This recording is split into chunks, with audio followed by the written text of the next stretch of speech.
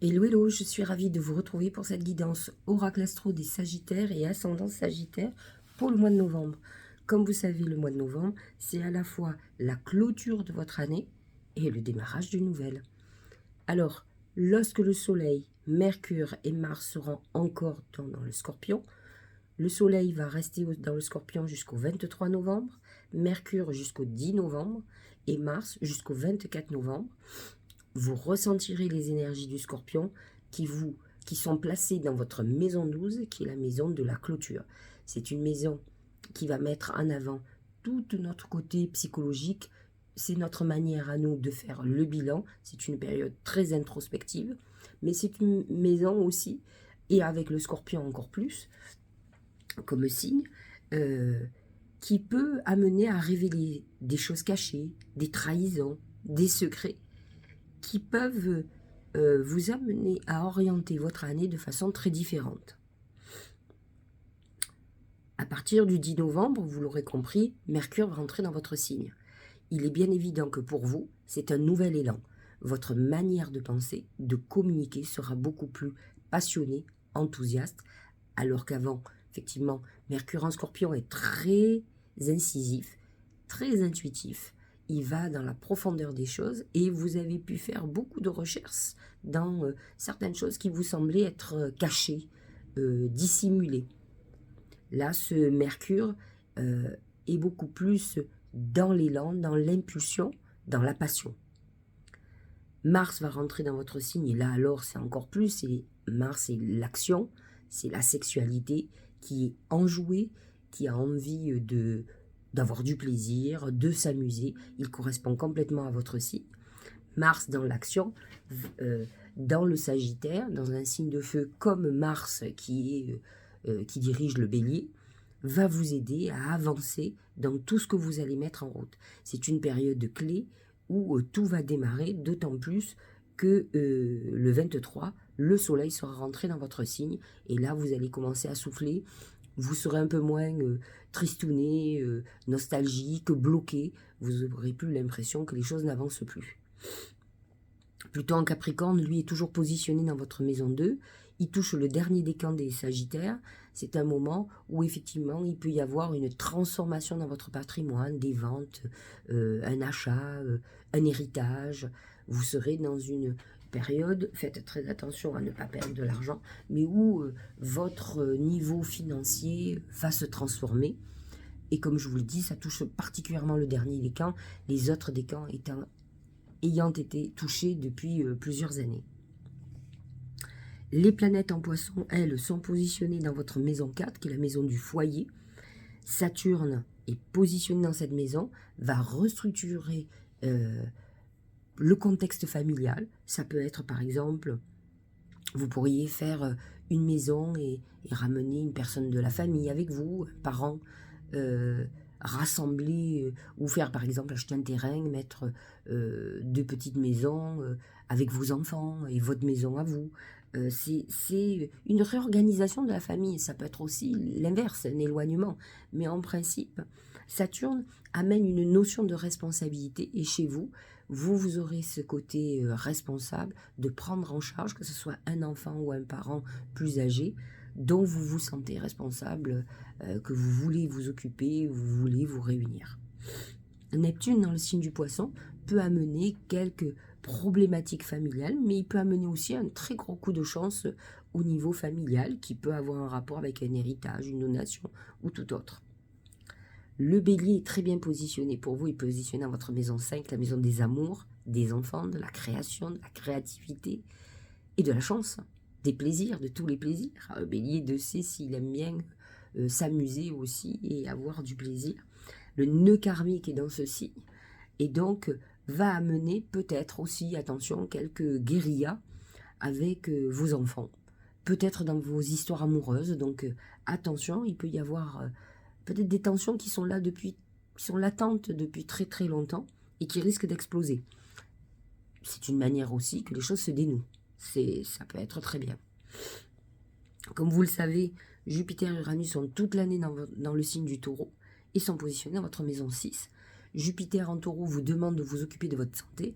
Vous avez ce point commun avec le taureau, c'est que vous êtes très épicurien, vous aimez bien vivre, vous êtes des jouisseurs. Et donc, vous pouvez avoir des conséquences de gloutonnerie, de manger à l'excès, d'autant plus qu'on sait que le Sagittaire, c'est Jupiter, donc c'est l'excès. Et donc, il va falloir vous occuper de votre santé, aussi bien dans l'excès que vous savez faire quand vous faites des excès. Donc, il va falloir vous prendre en main, faire des radios, des analyses, etc. Vous pouvez avoir des problèmes de diabète, vous pouvez avoir des problèmes liés à l'alcool, aux excès d'alcool. Vous êtes des fêtards. Tous non, mais beaucoup. En tout cas, quand vous vous amusez, vous n'amusez pas un petit peu. Jupiter va vous aider dans votre travail quotidien, va vous donner envie d'aller vers des activités professionnelles plus lucratives et vous aurez assez de chance là-dessus. Uranus peut amener des perspectives nouvelles et des bouleversements au niveau de vos routines quotidiennes, c'est-à-dire qu'il va y avoir des changements de l'organisation de votre vie. Vénus est en Vierge jusqu'au 9 novembre dans votre maison 10 et vous donne beaucoup de chance dans vos ambitions, peut vous faire rencontrer quelqu'un qui correspondent aux ambitions que vous pourriez avoir, mais ça peut être aussi quelqu'un qu'on rencontre par le biais du travail.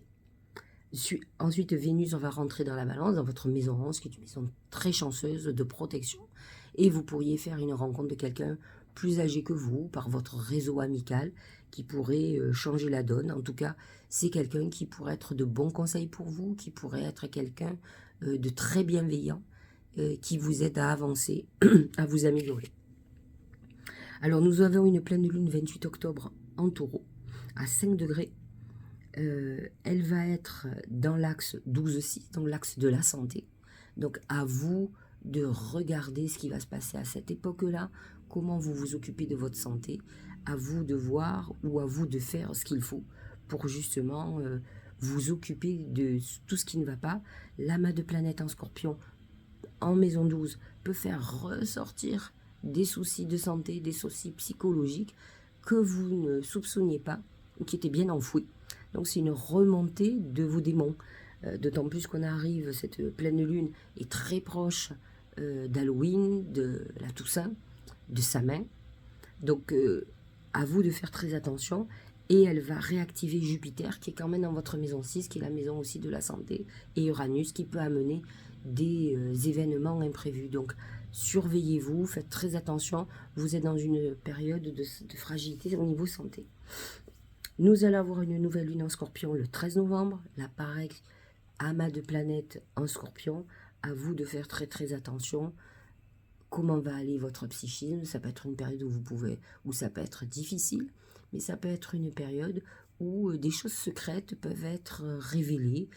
Donc, à vous d'être vigilant et de voir ce qui va se passer. Pleine lune, très importante pour vous, 27 novembre, c'est la pleine lune du Gémeaux. C'est l'axe 1-7, soleil dans votre signe, et la lune dans la maison 7 en Gémeaux. C'est l'axe, votre axe lié à votre personnalité, à l'image de vous et l'image que les autres ont de vous-même. Donc c'est une phase très importante qui enclenche votre saison, qui enclenche votre année, votre révolution solaire. Donc c'est le moment où vous démarrez votre année, c'est un moment où il ne faut pas la louper.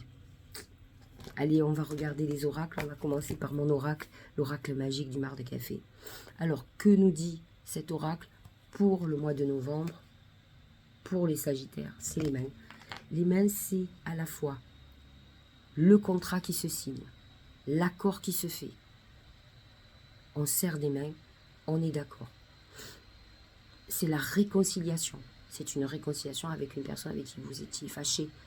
C'est des papiers officiels qui se signent. C'est la fraternité. Des personnes qui vont vous montrer à quel point vous êtes importante pour eux, pour elles, qui vont vous aider, qui vont être là. C'est peut-être un élan de solidarité qui sera important pour vous.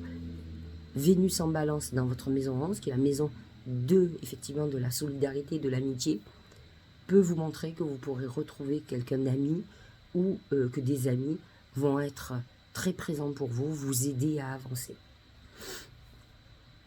Au niveau professionnel, c'est le djinn.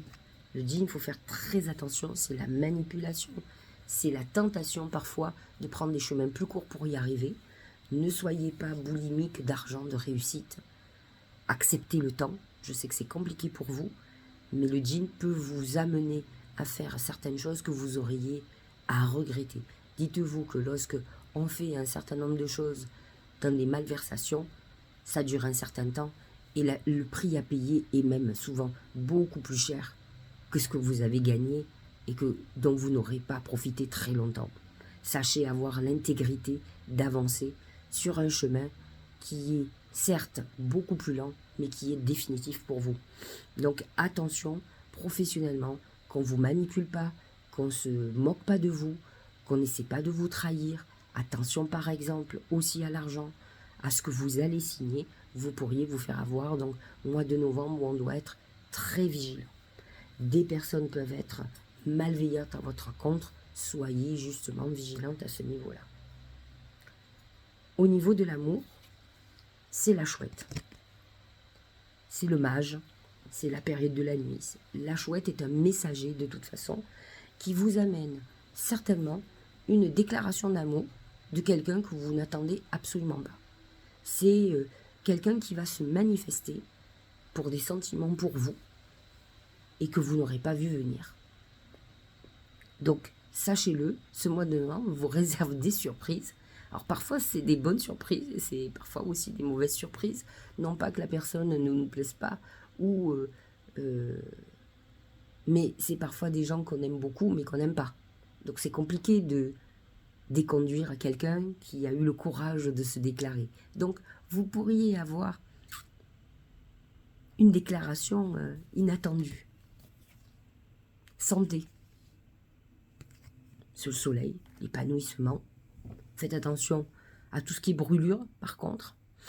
C'est une période, vous rentrez dans votre saison où vous allez irradier. Ça peut être un petit peu difficile jusqu'au 23 novembre, jusqu'à ce que le soleil soit toujours dans le scorpion. Mais fondamentalement, c'est un mois de novembre où vous allez vous épanouir, où vous allez sentir que vous allez pouvoir avancer. Ne soyez pas trop optimiste, parce que quand vous êtes épanoui, vous oubliez qu'il peut y avoir aussi des cailloux sur votre chemin. Mais en tout cas, globalement, c'est une période de réalisation, de succès, où vous aurez l'impression que tout vous réussit. Et j'ai envie de vous dire que c'est pas tout à fait faux. Alors, vous avez vu, vous le savez peut-être pas, j'ai décidé de rajouter un thème, et c'est la chance.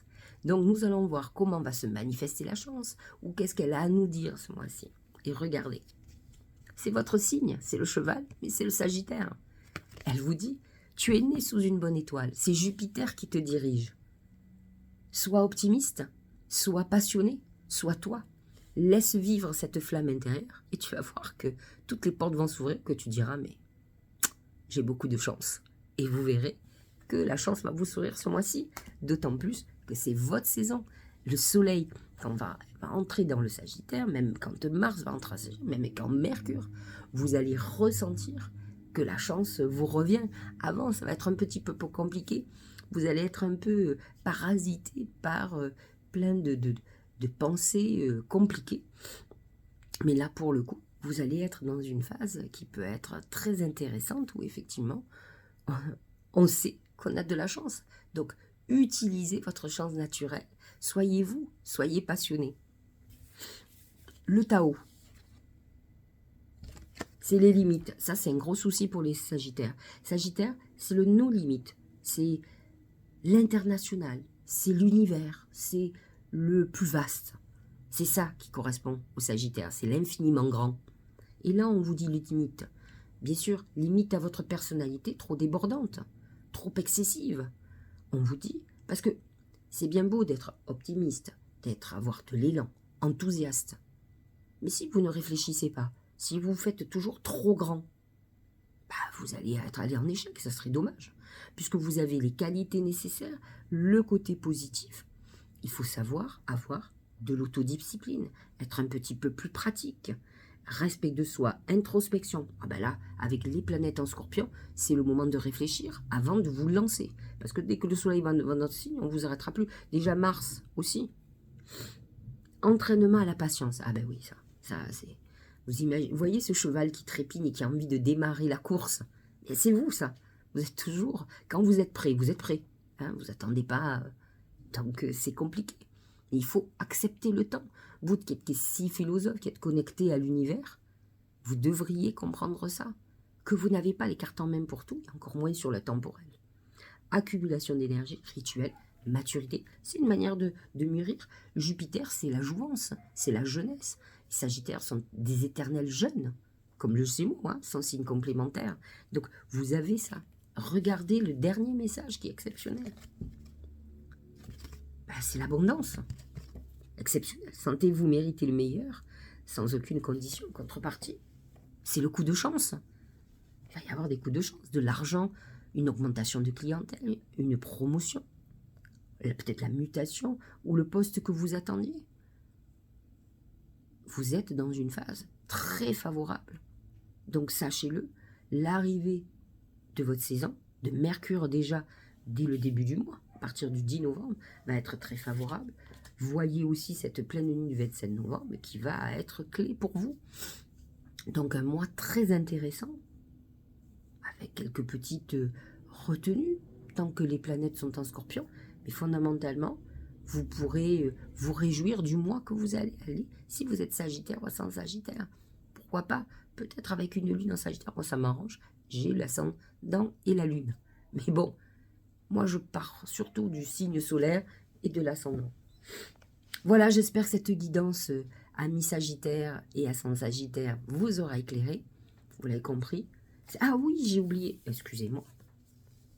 Contemplez la dernière, comme suspendue dans le temps, une pause intérieure.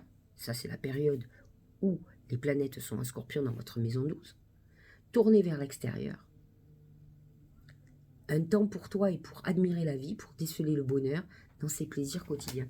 C'est un bon moyen de retrouver cette flamme qui vous a toujours animé, qui vous anime, qui va vous animer. Vous avez le soleil, vous avez l'abondance ce mois-ci. Mais c'est vrai que vous avez cette période contemplative avant, où il faut que vous fassiez un travail d'introspection très important pour comprendre et pour peut-être voir la chance que vous avez. Vous êtes quelqu'un de chanceux. Donc, un mois intéressant, où il faut que vous luttiez un peu contre votre nature trop excessive, parce que vous êtes vraiment, voyez, ces chevaux-là qu'on tient, qui veulent partir, et qu'on a du mal à modérer, c'est vous. Donc, c'est pas très grave d'être dans les starting blocks, mais c'est d'avoir fait tout en amont un travail de réflexion, et de savoir doser ses impulsions, ses ardeurs, les actions que vous allez mener, parce qu'avec un Mars dans votre signe, ça va être difficile de doser. Donc, il n'y a que vous qui pouvez être raisonnable parfois pour doser ce côté passionnel. Je vous souhaite une très belle journée, un bon mois de novembre, une bonne pleine lune le 28 octobre déjà, et une très très bonne lune le 27 novembre. Passez une belle journée, et à très bientôt, on se reparle pour le mois de décembre.